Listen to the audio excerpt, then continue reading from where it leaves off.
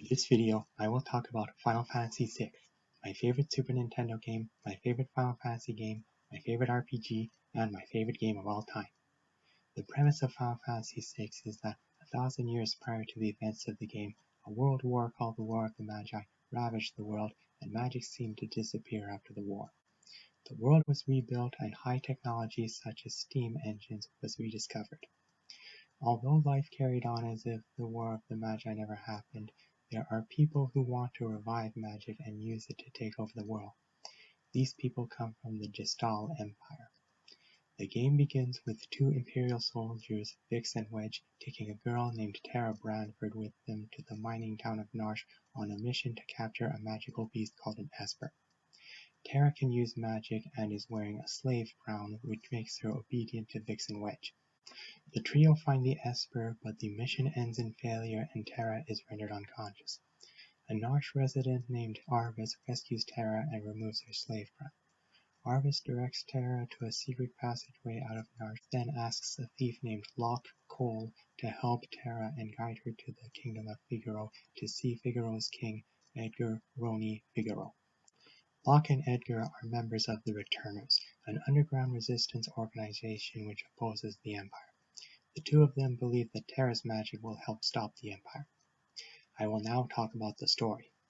The story is deep, engaging, thought-provoking, and emotional, while having complex, expressive, and likable characters. The story on the surface level already tells a great story, but the story is made excellent by the multitude of smaller storylines that are connected to the main storyline and thus add depth to the main storyline. The story is easy to get into thanks to its clear and well-written dialogue and the readable physical actions made by the characters. The story is also powerful thanks to the thought-provoking choice of words and the fact that the story covers a wide range of emotions and employs each emotion well. An already great story is made even better by my favorite thing about the story, the characters. Although Terra is the first playable character and the game's representative character, the game actually has an ensemble cast. This does the game a great service because the idea that each character is important to the story in their own way means that the story has more freedom of direction and reinforces the relevance of each character's backstory and motivation.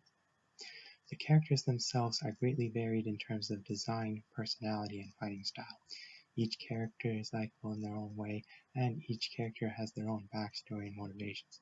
As a result, the characters deepen the ensemble cast and, as a result, deepen the story. My favorite character is Terra, and my favorite male character and second favorite character is Edgar's younger twin brother, a monk named Sabin Rene Figaro. My other favorites are Edgar himself, Locke, a female knight capable of magic named Celis Cher, and an airship flying gambler named Setzer Gaviani.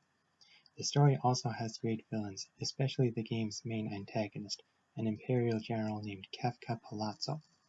Kefka is my favorite Final Fantasy villain and one of my favorite villains in any work of fiction.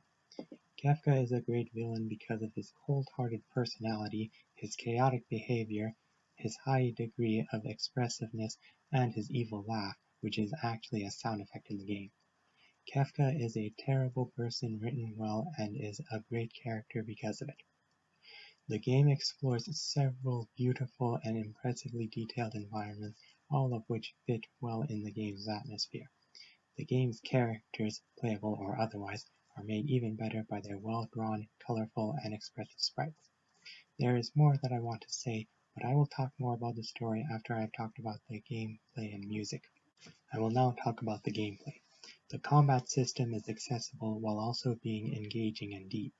The active time battle system from Final Fantasy IV returns and is more refined in this game.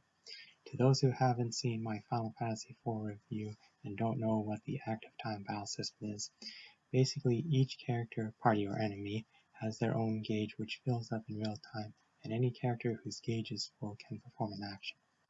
Final Fantasy VI's battle system has two great features not present in Final Fantasy IV's: a visible action gauge and the ability to pass turns. The visible action gauge adds strategy and is a great complement to the turn passing ability. As for the turn passing ability, it reduces the frustration of a character's turn coming up at the wrong time, Passing the character's turn does not deplete their gauge, and the pass is brief, which helps with the pacing of combat and prevents a lot of potential frustration. The playable characters have their own special abilities, and each ability is fun to use in its own way. My favorite abilities include Edgar's tools and Sabin's blitzes, which are attacks performed through button and direction combinations. I am about to give away a plot point about Terra.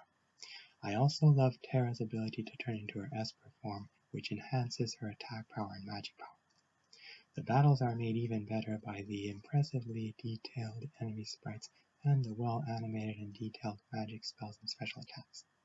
The boss battles especially are fun to fight due to the bosses being greatly varied in terms of design and attacks, the detailed and intimidating attacks of the bosses, and because of the excellent boss music. Further adding to the already great gameplay is the Magicite component. Without going into all the details, how it works is that a character can equip a Magicite crystal and learn magic from it. In addition, some Magicite crystals give their wearers additional stat increases at level up. Each individual Magicite contains the soul of a different Esper, which determines which spell the wearer can learn, the rate at which each spell is learned, and which level up bonus the wearer gets if the Magicite has a level up bonus. In addition, a Magicite wearer can summon the Esper associated with their Magicite once per battle. As a result, the Magicite component adds a large amount of depth and a large amount of strategy. In addition, the fact that anyone who can equip Magicite can learn magic reinforces the ensemble part of the ensemble cast. The relics, which enhances characters in different ways and of which each character can equip two, are a great touch too. Another thing I love is flying by airship because of the three-dimensional flight, the rotation mechanic, and the smooth controls. I will now talk about the music. The game's soundtrack is my favorite soundtrack in any video game. The soundtrack is deep, emotional, greatly varied, and consists of many songs that are simply excellent in general. My favorite songs include the standard battle song, the boss songs, the map music, an intense and exciting song called Protect the Espers, Edgar and Sabin's theme, Cyan's theme, Setzer's theme, and Kefka's theme. My other favorites occur during one of my favorite scenarios in the game, the opera scenario. The opera has great lyrics, great visuals, and well-crafted music that gives the impression of a real opera. My favorite part of the opera is the scene in which the player controls Celis as she performs the scene wherein her opera character, the opera's main character Maria, sings a song called Aria di mezzo carattere.